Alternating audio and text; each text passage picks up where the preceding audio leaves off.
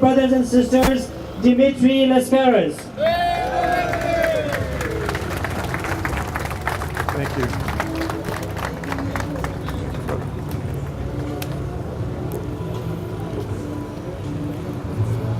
It's a pleasure to see you all here today, to be back before our friends and colleagues and brothers and sisters in really what is fundamentally a movement for human rights more than anything else.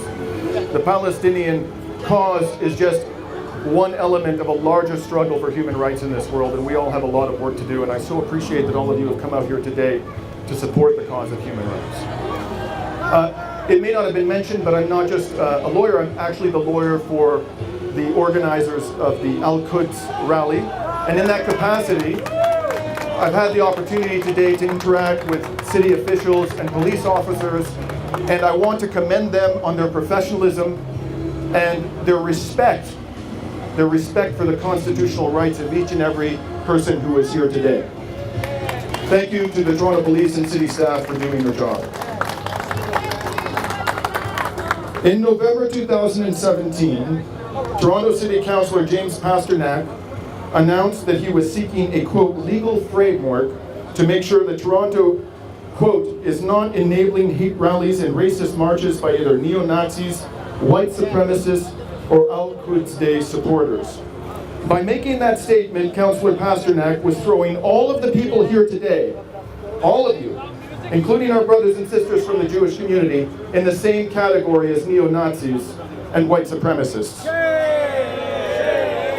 Since then, Mr. Pasternak, with the assistance of Mayor John Tory, the rather enthusiastic assistance of Mayor John Tory, has been relentless in his efforts to stop us from exercising our constitutional right to demand justice for the Palestinian people. In 2017, Pasternak and Tory requested guidance from city staff about how to put a stop to this rally. After months of careful consideration by the lawyers and other professionals who taxpayers pay to do their job on behalf of the city of Toronto, they came back with a report. And the report was that the hate policies, the anti-hate policies of the City of Toronto are sufficiently robust, and they must respect the constitutional rights of Canadians.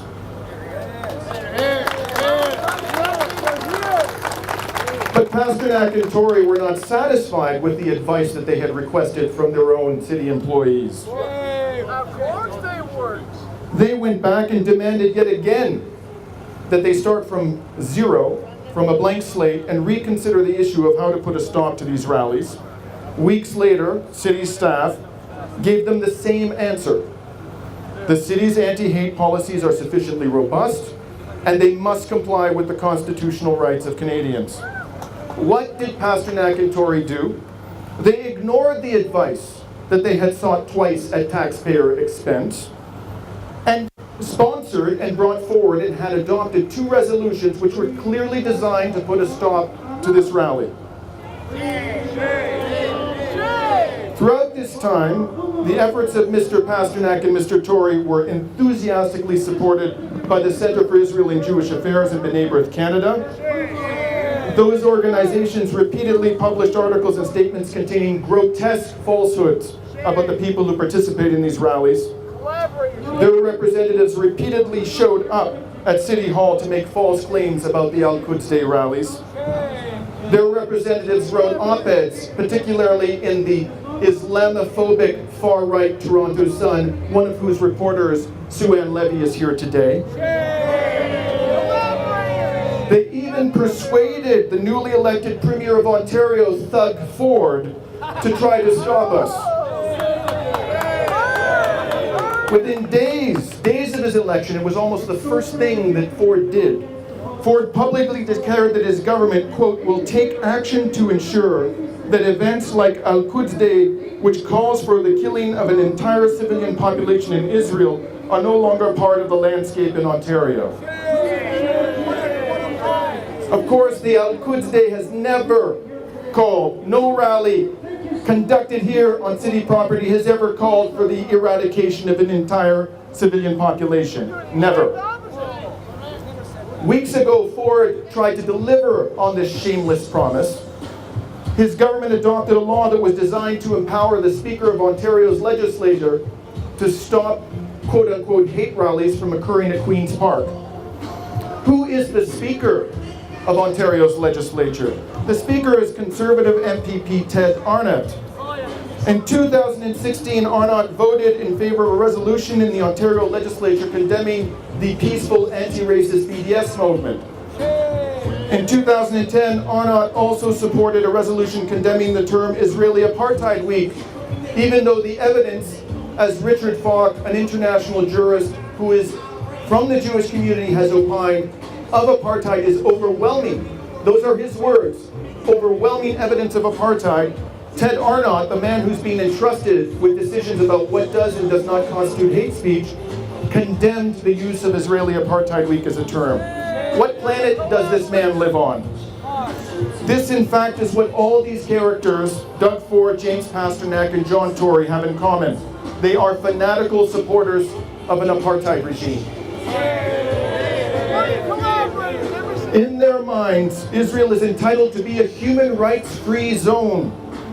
Israel can do whatever it wants, commit any crime, and inflict any injustice and form of oppression on the Palestinian people, no matter how heinous, and yet Israel will continue to receive their unqualified, enthusiastic, and lavish support and praise. A few weeks ago, John Tory even called Israel, and with a straight face no less, a beacon of respect for democracy and human rights. Throughout all of this absurd theater, the greatest absurdity of all was that Tory and Pasternak took advice from what constitutes hate speech from the true purveyors of hate, the Jewish Defense League, which is standing right on the opposite side of that street. The FBI has categorized the JDL as a violent extremist Jewish organization. Recently, a member of JDL Canada was charged with a hate crime in connection with the savage mob beating of an elderly Palestinian man in Washington, D.C. A second supporter of the JDL was criminally charged in connection with that same beating a few months later. On May 6, 2017, JDL members assaulted an employee of Canadian Journalists for Free Expression at a rally 1 block from here at Nathan Phillips Square. Max Bachnick, a member of JDL, was later charged with assault by the Toronto police. And worst of all, Mayor Weinstein, who's standing across that street, stated, "I will always be a loyal disciple of Rabbi Meir Kahane." This is the co-founder of the Jewish Defense League. Before his death, he was convicted in the United States of terrorism-related crimes. Kach, an Israeli political party that he co-founded, was banned in Israel in the apartheid regime. Imagine how racist you have to be banned for your racism in the apartheid regime. His party was banned for being racist and anti-democratic, and Mayor Weinstein has stated publicly that he will devote himself and always be a loyal disciple to that man.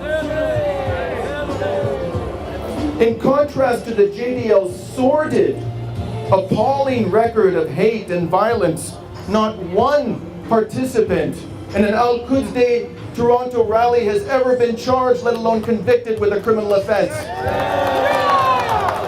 Not one person, not one time.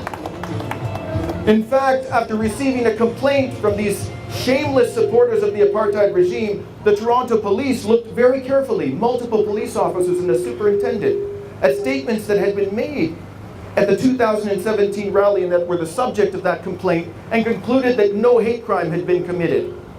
And yet we're to believe that the purveyors of hate are on this side of the street and that the champions of human rights are over there. The opposite is true. If the man agrees with you, you gotta be right? Well, brothers and sisters out there, all of this, what is very clear, what is made absolutely undeniably clear from your presence here today, is that all of these shameless politicians have failed. John Tory and James Pasternak, you have failed. The Centre for Israel and Jewish Affairs and the Neighbour with Canada, you have failed. The Toronto Sun and Sue-Ann Levy, you have failed. We are here. We are still standing. We will not be silenced. And we will continue to speak out until the Palestinian people have justice once and for all. Thank you. Free, free